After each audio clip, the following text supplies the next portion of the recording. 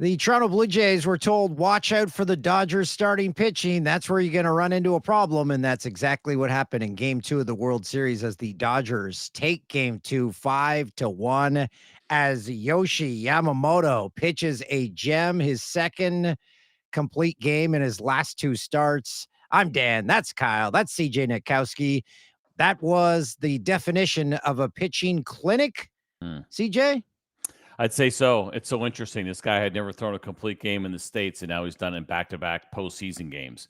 It was a clinic today. I mean, he has such a deep repertoire, which makes him so difficult to face. And you heard them talking about it on the broadcast as far as the variation that you get in speeds from a guy like Yamamoto. It's one thing if you throw hard, you got a couple different fastballs, cutter, and even a split, but it's the slower pitches, I think, that kind of kept the Jays off balance here tonight. His curveball is really good, and it's really slow and it's sharp. And there's a couple where you almost feel like you could see it come out of the hand, has a little pop up to it, which you usually don't want, but it has so much break. I think that's what ultimately kept guys honest throughout the game. But he's been solid. I mean, this is what they paid for. The idea that he has now had a couple of complete games in this day and age in the postseason, it's a big deal. And it was all about Yamamoto tonight. Yeah, he was unbelievable. He shut the door, striking out the side in the eighth, which just makes it impossible to even consider removing him. As you said, two back-to-back complete games. Kurt Schilling in 2001 D-backs and Tom Glavine the 92 World Series were the last two to do it. Pretty rare. Oof. What does this Yeah, do? it is rare. It is rare. Yeah, It's go ahead. I'm rare sorry. and it's Yeah. impressive. There's no other way to word it. What does this do for the momentum of the series? Yeah, it's so interesting, right? I mean, I think that if you looked at the Dodgers rotation and you told the Jays that if they were to split those first two, you'd feel pretty good about it. I mean, it's Snell, it's Yamamoto. These are two really good starters, but there is something about the order in which that happens that maybe doesn't make you feel that great, right? If it went the other way around, you would be building and bringing some momentum, I think, to Los Angeles. But I think there's something about going up 1-0 that you really want to then make it 2-0 and not just be okay necessarily with that split. The momentum is something we talk about a lot in the postseason. It exists to some degree, but it does become about that next pitching matchup, and we'll see what Max Scherzer ultimately can bring to the table. But it never gets easier right now when you're facing the Dodgers because it's Tyler Glass now. You're going to have Shohei Ohtani sitting out there as well, very likely for Game 4. So I think this team carries itself really well as far as the Blue Jays go. I don't think they're going to get down. You got a long flight out to Los Angeles. Anytime you lose a tough game, and this was a tough one, there is something about sometimes the longer flight. Maybe you're a little bit ticked off for that first hour or so, but there's an icebreaker somewhere along the way usually. And that'll be somebody, whether it's John Schneider, whether it's one of the players, where they can relax a little bit. They should be feeling pretty good about themselves. They know it's not going to be easy. They know it's going to be a challenge every game they play in this World Series against any version of Dodger pitching, but they also know they're good. You remind yourself of what you did in Game 1 against Blake Snell. You take your off day tomorrow in Los Angeles and you get ready to go for Game 3. I'm a glass half full kind of guy, CJ. Now, will they view it as we only got 4 hits? We only got 1 run. We don't really have much to dissect here. We just couldn't hit the guy. So the score doesn't really matter. We just didn't have the offense.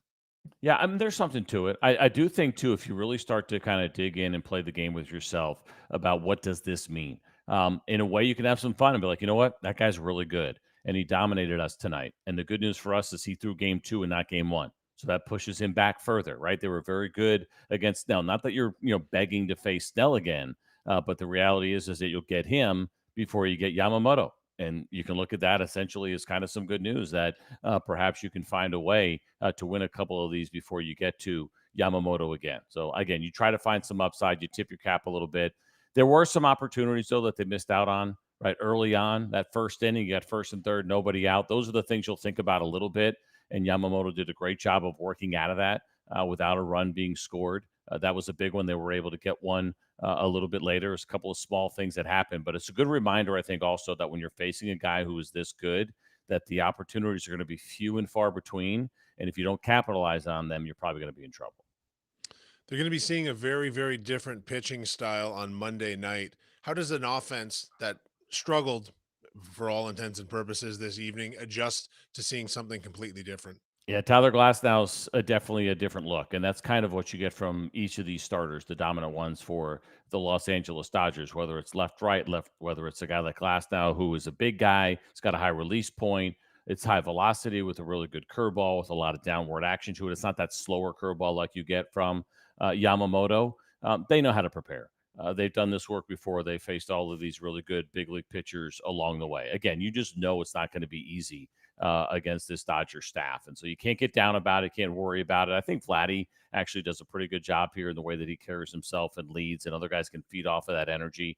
There's something about having stars for me that you look to. And they're quiet stars that just go about and do their job, and they do it well, but there's not necessarily a leadership component to what they do. I think in the way that Vladdy is and the positivity that he brings will help take some of that pressure off, but they know what's ahead of them. They know what work is coming and how tough it's going to be against a guy like Glasnow. But you can also look and say, listen, we did it against Blake Snell. Blake Snell was really good coming into this one. So you just kind of put it past you. Say, you know what? It's not a 7-game series anymore. It's a 5-game series, right? You split the first 2. Now it's a best of 5 the rest of the way. You mentioned stars, and that's where Dodgers fans are going to go to town on Blue Jays fans, because they're going to say, you guys had George St. Pierre and Colonel Sanders, a man who's dead. Yeah. They're gonna be trying to marry hard to Jason Bateman's at every Yeah. game. Oh man, the Jays fans are gonna get annihilated in that department. Yeah, but think about how lucky you guys are, right? Because you're getting your Sportsnet broadcast. So Yes. I don't know. I could be wrong, but are they going to be as in love with the celebrities as Fox is? Right? Oh With yeah, Fox, of course. we get to see them between pitches, between outs. It's nauseating. As By the way, much as CJ, can you? that Jonas Brothers concert was. Yeah, that today. was weird. It Can was you? weird. Can you Yeah. tell the people that don't know the behind the scenes of the TV how rare this is that Rogers has these games, that they're broadcasting them? Because usually it's a world feed that Mhm. we would get up here in Canada. Yeah, I don't know where the timeline was and when it happened that they were able to get this negotiated, but it was definitely one of the smartest things that they have ever done, which is such a blessing for Blue Jays fans in Canada to be able to see the Sportsnet feed, to be able to sit there and listen to Dan Schulman and Buck Martinez and to get Hazel May, your regular crew, right? This is what fans complain about throughout the postseason. In hockey, what is it? The first round still gets local and then national takes over. In baseball, it is national from the very first postseason game. And listen, there's some really good national crews out there.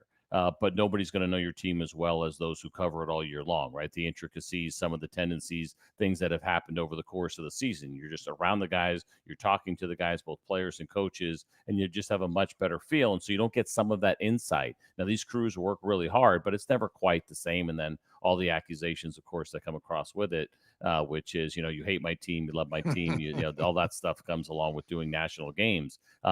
But you guys lucked out. I mean, just when I say lucked out, obviously it was a really savvy business move to make sure that Sportsnet had control of the postseason if the Blue Jays were in it, instead of kind of getting that benign world feed that you would get. And my good buddy Ryan Spielborgs, who's my radio partner on Sirius XM, has that world feed. But you get your locals in Canada, and I've no doubt that there's some American fans right now that are very jealous. CJ, correct me if I'm wrong here, but these games will be starting at about 5 o'clock in LA this week. Mm-hmm. Did they not have some shadow concerns at that stadium, in and out by the pitching mound and whatnot, if I'm not mistaken? Because it is an interesting time of day this time of year. If I'm correct about that, and if I'm wrong, just move on to Dan. But if I'm correct about that, talk about the interplay between pitcher, catcher, batter when those concerns are actually valid. It's a real thing. It has happened absolutely throughout the postseason. It's kind of been one of the frustrations, I think, for players and for fan bases, right? We saw Pat Murphy talking about it a lot during the postseason, especially when they were in Los Angeles and just saying, like, nobody can see. And that has to do with television and getting things lined up to get the times that they feel like they're going to get the most viewers. And it's just something that we unfortunately have to live with in the postseason. So if we think about 5 o'clock, Eastern time, 8 o'clock there out on the West Coast. Exactly where those shadows will be as we get a little bit later into the fall, I'm not sure. We're going to find out, but there's probably going to be some effect early on. And basically what it is, it's just, it becomes very difficult if you have your pitcher in the sun and your hitters in the shade, or vice versa, depending on how the shadows are going. It makes it very difficult to pick up the baseball and very, very difficult to pick up spin. That's the thing that guys will complain about the most, right? You just cannot see the baseball as well. You can't tell which way it's spinning. Is it a curveball? Is it a slider? Is it a changeup? That becomes a real problem. And even the splits for some of these pitchers that we have seen already so far this postseason. So it is advantage pitching 100% when you get those shadows, regardless of which way they are at any moment during the game. game, and you'll see it. You'll see some ugly swings from guys. You'll see some real obvious takes like, man, how did he not see that pitch? Right. He literally didn't see it or just didn't see it very well. So it lends itself to low offense. It's just kind of something that comes along with the power that television has on the postseason. The Would that series, change? Sorry, Dan. yeah. Just quickly, would that change the way the pitcher and catcher call the game? Would they maybe look for more breaking stuff early and then go with the heat later on once the shadows have settled? That's a great question because it's one of those things that you have a game plan and you go in and you say, okay, this is how I'm going to attack this team and this is how I'm going to get them out. It can be a little dangerous to do that because then you maybe start throwing some pitches in situations in which you're not normally comfortable and trying to take advantage of that. And then if something goes wrong in that situation, you're kicking yourself like crazy, right? If you say the curveball is your fourth pitch in your arsenal, but you feel like guys can't see it well, and it's even average that day, you start to throw that pitch a little bit more, even though it's not one of your best and it's not good, and you give up a big hit, you're going to be really frustrated with yourself. So maybe to some degree for guys that believe in it all the way. I mean, Max Scherzer at this point in his career, I feel like would take advantage of something like that and maybe change the way he pitches to guys because he feels like there's an advantage as far as what might be going on with the potential shadows. Yes, for Tyler Glasnow, maybe not as much. The series literally takes on a different look going to Dodger Stadium. You move outside. I Mhm. still say they should have had the roof open in Toronto. It was cool, but baseball's supposed to be played in the fall. It's supposed to be played outside. Yeah. But you have Dodger Stadium where Dan Schulman said, even more so than Yankee Stadium, the games just seem bigger there. Yeah, I would agree with that. And by the way, Major League Baseball is the one that ends up making those decisions as far as roof open, roof closed. Earlier in the year, the teams get to do it, but MLB kind of steps in and makes the call. I'm with you. It'd be nice if the roof was open. It's certainly louder, but there's something about feeling fall And the during the game just postseason. feels and looks Yeah. different when you're inside a closed dome. I'm with you 100% on that one. But as far as that ballpark, you're absolutely right. And Dan Schulman's right. Of course, he's been there a lot over the course of his career. There's a couple things. One, it's an older stadium, and so there's a little bit of the nostalgia when you go in there. Obviously, they have a lot of great history there at Dodger Stadium, and just the way their decks are, and it's kind of the same thing in Toronto. It is physically a really big stadium when you're there. The other thing, and I know they've changed them out, but they have kind of those 1980s speakers there, like you went to a concert in 1980. They're big, they're loud, they turn them up to 11, they're annoying. You can't think when you're in the booth, like if you're trying to do your opener tape something, you can't hear anything. That's with intent by the Dodgers, so and which I think is a smart thing to do because you walk into the ballpark even if you're there an hour early, and immediately it feels big. Right, so there's just something about the way that they present in that ballpark, and it's a really nice background. If you're looking out over the outfield, all of it is beautiful. So he's absolutely right. There is something about that ballpark that just feels big for a lot of different reasons. The Jays have trotted out, relatively different starting lineups in both the first two games. What would you expect to see? Some sort of hybrid of the two or a repeat of game one in game three on Monday? So I think because you have the right-handed starter, and depending on how Bo Bichette's feeling, right, that's probably the Yeah. biggest thing, right? We saw that they And showed at least Springer because of the hand tonight, maybe. exactly, and hopefully he's going to be okay. Nobody wanted to see that certainly to kick things off, but I think with what we saw and heard about as far as the knee and the pad and the changing things for Bo Bichette, how he looked in the infield and kind of moving around, they'll have a full day to make another decision and really kind of evaluate. Long flight probably doesn't help him. That's probably one of those times you don't like the idea of having to fly across country right now in order to kind of get any kind of inflammation he may have down.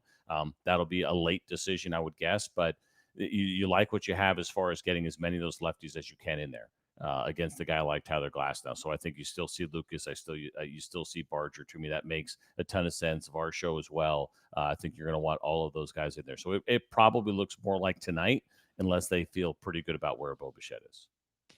Max Scherzer gets the start in game three, which Yeah. surprised many. They thought Bieber would get the start.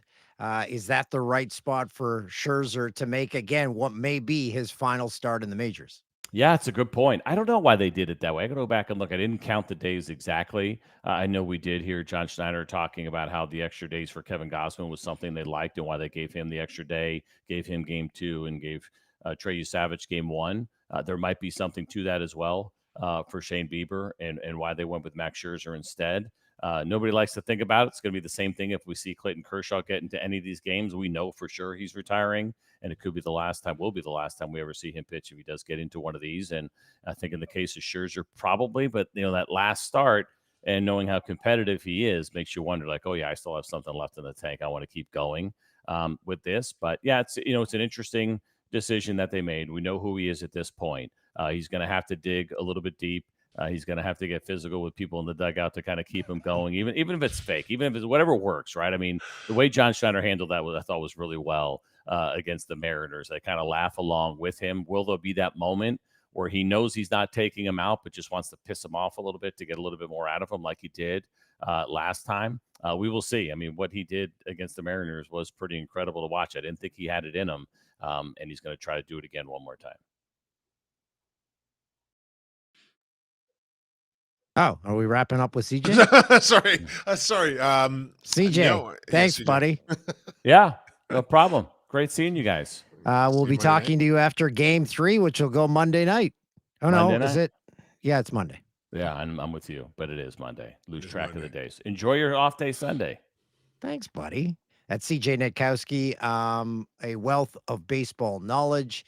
He is on Atlanta Braves broadcasts and just a smart guy.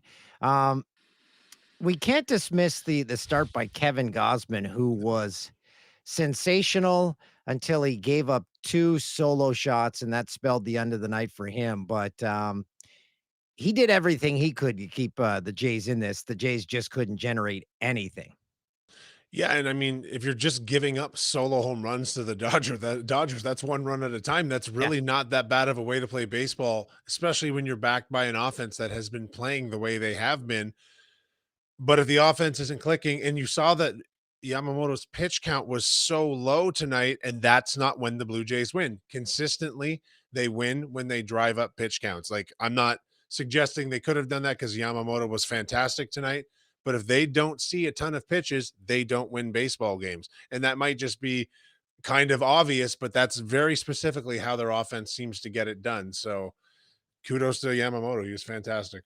Aside from the Ohtani home run in garbage time in Game 1, the top 3, the big mashers for the Dodgers, have been kept in check, and it was the bottom of the order that came through for the Dodgers. That's where the 2 solo shots came from. But if you told the Jays, yeah, you're going to keep those guys pretty much in the ballpark, they would take that, and they would take a split in Toronto every day of the week.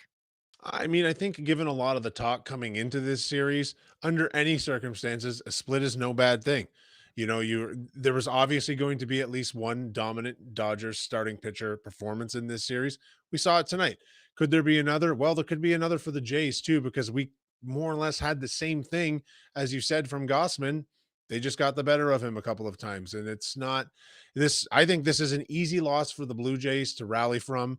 The long flight could help, a little camaraderie, a couple of games of cards, get over it and move on to the next one. They've done that very well all postseason.